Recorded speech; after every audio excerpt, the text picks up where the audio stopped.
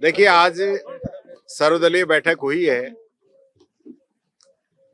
लेकिन ये सरकार इस सेशन को कितना गंभीरता से ले रही है, इस बात का अंदाजा इस चीज से आप लगा सकते हैं कि मुख्यमंत्री जी स्वयं इस बैठक के अंदर नहीं आए, जबकि पूरे बजट सत्र की क्या रूपरेखा होनी चाहिए, क्या चर्चा विपक्ष चाहता है, क्या सरकार से हम सब लोगों की उम्मीदें हैं, किस प्रकार से लोकतंत्र के अंदर अगर विधायकों के अधिकार कमजोर हो रहे हैं तो उनको किस प्रकार से रखा जाए, ये सारी बातें आज बैठक के अंदर तय की गई है। लेकिन मुख्यमंत्री जी के यहां से मैसेज आया, कोई जरूरी काम की वजह से वो नहीं आ पा रहे हैं, तो ये इस सरकार की गंभीरता दिखाता है। मैं कहना चाहूंगा, हम लोगों के द्वारा सारी बातें माननीय अध्यक्ष के सामने रखी गई हैं। बैठक में हम लोग ये चाहते थे कि सत्र अच्छे से चले, तो हमने अच्छे सुझाव वहां पे दिए हैं, क्योंकि ये बजट सत्र जो आता है, ये पूरी सरकार का जो एक विजन है राजस्थान के लिए, वो पूरी साल में क्या सोचते हैं, इस चीज को लेके होता है। लेकिन बड़ी विडंबना देखिए इस सरकार की, जो बजट घोषणाएं यहां सदन के अंदर की जाती हैं, बाद में नोट फिजिबल करके उनको रिजेक्ट कर दिया जाता है। तो ऐसा तो कम से कम कोई भी घोषणा मुख्यमंत्री जी या वित्त मंत्री जी कर रहे हैं तो उसकी फिजिबिलिटी तो पहले ही चेक हो जाए। और हम उम्मीद करेंगे कि इस सत्र के अंदर जब ये बजट आए, जो बजट घोषणाएं हों, उनकी फिजिबिलिटी पहले चेक करके ही लेके आए, कहीं बाद में फिजिबल नहीं हो और जनता को इनके मुंह की ओर देखना पड़े। हम लोगों ने आज जो बात की है, सबसे पहले तो देश के अंदर जिस प्रकार से लोकतंत्र को कमजोर किया जा रहा है, और विशेष रूप से मैं बात करूं केरल, कर्नाटक और तमिलनाडु की, वहां पे राज्यपालों के द्वारा जिस प्रकार से व्यवहार किया जा रहा है, वो कहीं भी लोकतांत्रिक तरीके के अनुरूप नहीं है। ये व्यवस्थाएं रहती हैं कि राज्यपाल महोदय जो है वो हमेशा जो मंत्रिमंडल की जो सिफारिशें होती है उसके आधार पे काम करते हैं, लेकिन वहां पे एक अलग प्रकार का मैसेज देश के अंदर दिया जा रहा है कि जहां विपक्षी दलों की सरकारें हैं वहां राज्यपाल मनमर्जी से निर्णय ले रहे हैं। इस विषय में भी आज हमें सोचने की जरूरत है। दूसरा मैं कहना चाहूंगा, एक बुलेटिन जारी हुआ कि विधायकों के अधिकार कम किए गए, उस पर भी चर्चा हुई है। माननीय अध्यक्ष जी ने आश्वासन दिया है कि उस पर वो पूरा ध्यान रखेंगे, और उन्होंने वो एक प्रकार से ऐच्छिक किया है, कंपलसरी नहीं किया है, वो बात भी हमने रखी है। साथ ही साथ जो क्वेश्चन है उनके जवाब जो है समय पे आए, उसके लिए हमने बात की है। क्योंकि विशेष रूप से मैं बात करूं फाइनेंस की, राइजिंग राजस्थान की, ईआरसीपी की, जो ऐसे विषय हैं उनके जवाब जो है सरकार नहीं दे रही है, क्वेश्चन ही कैंसिल कर दिए जाते हैं। ये स्थिति यहाँ पे बनाई जा रही है। ध्यानाकर्षण जो है उसको लगाने में डिले किया जा रहा है। इसी प्रकार से हमने जो बात रखी कि जो बिलों पे जो बहस हो वो सार्थक होनी चाहिए, बिलों पे पूरी बहस होनी चाहिए। सरकार बिल लेके आए तो उस पर चर्चा हो, कानून व्यवस्था पे चर्चा हो। 2 साल से सरकार कानून व्यवस्था पे चर्चा नहीं करा रही है। इस विषय को भी हम सरकार के संज्ञान में लेके आए हैं कि कानून व्यवस्था पे चर्चा होनी चाहिए। राजस्थान के अंदर आए दिन मर्डर, डकैती, एक्सीडेंट, इस प्रकार की हालत बन चुकी है। साइबर क्राइम, बच्चियों से बलात्कार, ये घटनाएं राजस्थान में लगातार बढ़ रही हैं। इसको लेके भी हमने बात कही है कि इस पे पूरी चर्चा होनी चाहिए। अंत में मैं एक बात ये भी कहना चाहूंगा कि हमारा पूरा विपक्ष का, हमने अपनी बात कही है कि हमारा पूरा समर्थन रहेगा सार्थक चर्चा के लिए। विपक्ष जो राजस्थान की जनता के सवाल उठाए, उनका सत्ता पक्ष की तरफ से जवाब आना चाहिए।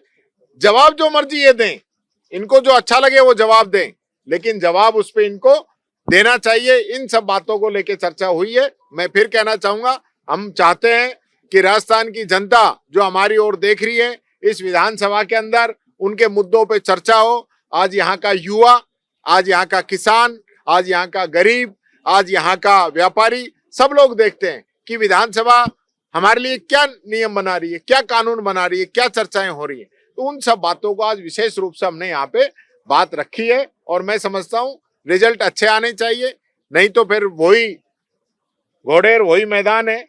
हम कोई पीछे हटने वाले नहीं है, सारी बातें हमने कही हैं। कैमरे का इश्यूज था वो भी हमने बताया है, उस पे स्पीकर साहब के द्वारा बुलेटिन जारी करने की बात की गई है कि वो बुलेटिन जारी करेंगे और जो भी चीज है वो पब्लिक के सामने रखेंगे। ये बात मैं आपसे कहना चाहूंगा। अभिभाषण सुनेंगे, अभिभाषण सुनेंगे।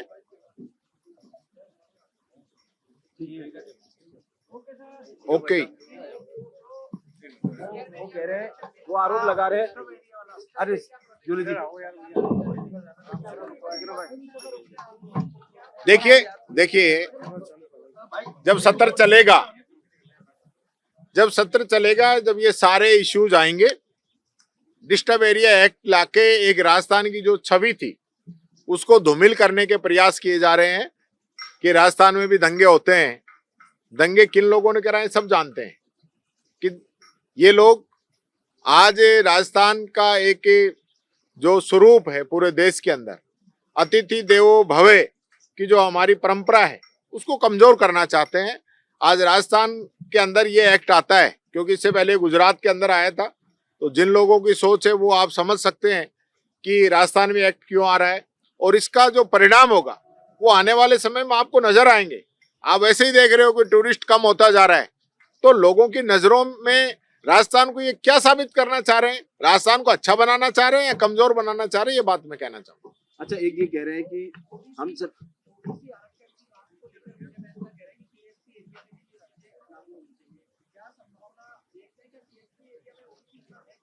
देखिए, ये तो अभी हम चर्चा करेंगे, अभी विधायक दल की बैठक भी है, उसमें चर्चा करेंगे। चर्चा करने के बाद में जो जो इश्यूज हैं, क्योंकि अभी इश्यूज तो लेके आएंगे हम, अभी तो इस प्रदेश के हर एक व्यक्ति के हकों की लड़ाई यहाँ पे लड़ी जाएगी। आज तो सर्वदलीय बैठक थी, अभी तो बीएससी का एजेंडा आएगा, विधानसभा में क्या ये विषय लेंगे वो सारी बातें आएंगी, वो सब चीजें हम लेंगे। अभी तो हमारी कल जो है शाम को 7 बजे विधायक दल की बैठक है, उसमें हम आगे की रणनीति तय करेंगे। इनका कहना है कि सारे जो मुद्दे हैं,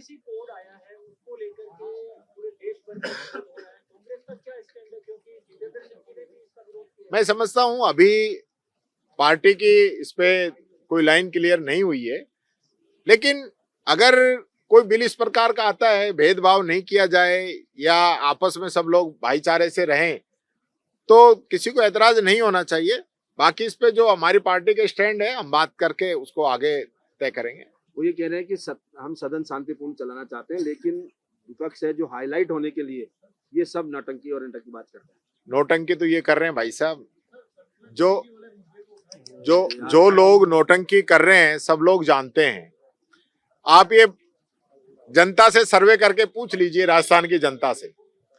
राजस्थान की जनता ये चाहती है कि विपक्ष हंगामा करे, उनकी आवाज उठाए, उनकी बात को रखे, तो हम उनसे एग्री कर लेंगे।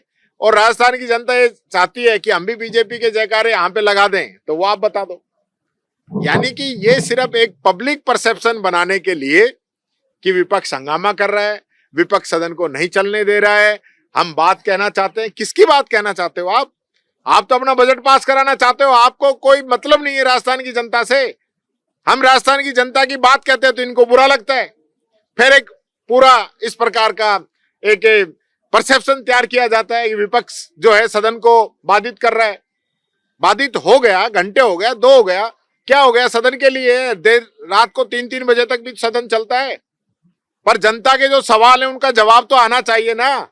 सरकार की जिम्मेदारी उसका जवाब दे, पर ये जवाब नहीं देते, भागना चाहते हैं सदन से। खुद ऐसा हुआ है, जितनी बार भी इश्यूज बने पिछली विधानसभा के अंदर, सारे इश्यूज सत्ता पक्ष ने बनाए, हमारा इश्यूज नहीं था। चला के हम लोगों को छेड़ना और फिर सदन को बाधित करना, किसी प्रकार की मीटिंग नहीं करना। नहीं तो इससे बड़े बड़े भी इश्यूज हुए हैं विधानसभा के अंदर, 15 मिनट में बैठ के सोल्व हो जाते हैं। पक्ष विपक्ष दोनों बैठते हैं और आगे का रास्ता तय करते हैं। ये नहीं होता कि पूछो ही मत, बात ही मत करने दो, नेता प्रतिपक्ष उठे तो बैठा दो, उसको क्वेश्चन नहीं पूछने दो। अरे पहली बार एक दलित नेता प्रतिपक्ष बना है, इसको तो हजम करो। ये पूरी बीजेपी के एक दलित नेता प्रतिपक्ष हजम नहीं हो रहा है, ये हालत है। और इसलिए ये प्लानिंग करते हैं कि टीकाराम जूली को किस प्रकार से कमजोर किया जाए, किस प्रकार से टीकाराम जूली को कमजोर किया जाए, तो मेरे पीछे लगे रहते हैं। तो मैं इनसे डरने वाला नहीं हूं। ये चाहे जितने हमले करें, जितना मेरे पीछे लगे, उससे मेरे कोई फर्क पड़ने वाला नहीं है। मैंने तो संविधान की शपथ ली है कि विधानसभा के नियम परंपराओं के तहत, संविधान के तहत राजस्थान की जनता की आवाज को मैं यहाँ पे उठाऊंगा, सरकार से जवाब मांगूंगा। ये जवाब दे तो बहुत बढ़िया है, नहीं जवाब दे तो दो दो हाथ करेंगे। देखिए शंकराचार्य जी का जो मामला है वो भी मैंने आपको बताया था कि शंकराचार्य जी एक बहुत बड़ा मिशन लेके चल रहे हैं, वो है गो हत्या का। गो हत्या पे रोक लगनी चाहिए, ये मिशन लेके चल रहे हैं। और इसको लेके उन्होंने सरकार के खिलाफ की बात कह दी। वही शंकराचार्य हैं, जब पहले स्नान करने गए तो पूरा प्रोटोकॉल दिया गया, अब की बार स्नान करने गए तो उनको बग्गी से भी खदेड़ दिया गया। उनके जो शिष्य थे, उनके साथ जो चल रहे थे, साधु थे, संत थे, ब्राह्मण थे, पंडित थे, उन सबके साथ जिस प्रकार से शिखा तक उनकी खींची गई, ये सहन करने वाली बात नहीं है। ये सनातन नहीं है, ये सनातन नहीं है। बीजेपी अपना अलग सनातन लेके आ गई है कि हम जो कहेंगे वो ही है। यानी बीजेपी के जो विचार हैं उनको कोई मानता है तो वो सनातनी है, और इनके विचार नहीं माने तो वो सनातनी नहीं है। तो ये जो नए जो इश्यूज ये लेके आए हैं, मैं समझता हूं बात होनी चाहिए आज देश की बेरोजगारी पे, बात होनी चाहिए ट्रैफिक व्यवस्था पे, बात होनी चाहिए किसान की, बात होनी चाहिए देश को आगे बढ़ाने की। लेकिन चूंकि वहां अमेरिका बार बार हमको कमजोर करने का काम कर रहा है, ऑपरेशन सिंदूर जिस प्रकार से चला उसमें ट्रंप कह रहा है कि मैंने जो है सीज फायर करा है। आज जो है डॉलर लगातार रुपये पे हावी होता जा रहा है। उन पे चर्चा से बचने के लिए ये भारतीय जनता पार्टी के लोग इस प्रकार के इश्यूज लेके आते हैं कि कभी जो वोटर हैं, वोटर का ही नाम काट दो। अरे भाई मैं तो वोटर हूं, वोट देता रहा हूं जब से जन्म लिया है तब से, उसी को मुद्दा बना रहे हैं। मनरेगा अच्छी भली चल रही थी, इसको बंद कर दो, नाम बदल दो, उसको मुद्दा बना रहे हैं। हमारे शंकराचार्य जी हर वर्ष स्नान करने जाते थे, उनको रोक दो, वो मुद्दा बना रहे हैं। यानी कि जो एक्चुअल जो देश की समस्याएं हैं, एक्चुअल जो आम आदमी की जो परेशानियां हैं, उनसे उनको दूर किया जा रहा है कि वो मुद्दे आए नहीं, उन पे कभी चर्चा हो नहीं। और ये नए नए इश्यूज लाके आप देख लेना, हर 15 दिन में एक नया मुद्दा आ जाएगा। और जो आम पब्लिक की समस्या है, आम राजस्थानी की जो दिक्कत है, हर एक भारतवासी की जो दिक्कत है, उस पर कोई चर्चा नहीं होगी। यही तो बीजेपी का एजेंडा है और इस पे लोग चल रहे हैं। जूली साहब, एक अधिकारी ने इस्तीफा दे दिया। अभी वो अधिकारी की सामत आने वाली है, उसके पीछे लगेंगे ये लोग, उस पर कार्रवाई करने की कोशिश करेंगे। उसका जो है स्वाभिमान इससे बाधित हुआ और उसने कहा कि शंकराचार्य जी के साथ जिस प्रकार का व्यवहार सरकार ने किया है नहीं होना चाहिए, और उन्होंने इस्तीफा दिया। और उसके बाद जिस प्रकार के हालात इन लोगों ने पैदा की, आज उसके ये लोग पीछे लग रहे हैं। मैं समझता हूं सरकार को इस पे संज्ञान लेना चाहिए, शंकराचार्य जी से मिलकर बात करनी चाहिए और ये जो गतिरोध बना हुआ है इसको खत्म करना चाहिए। आएंगे डोटासरा जी, आएंगे? आप क्या चाहते हो? हाँ तो डोटासरा जी आएंगे, सब लोग मिलके पूरा जो विपक्ष एकजुट होकर इस सरकार को घेरने का काम करें।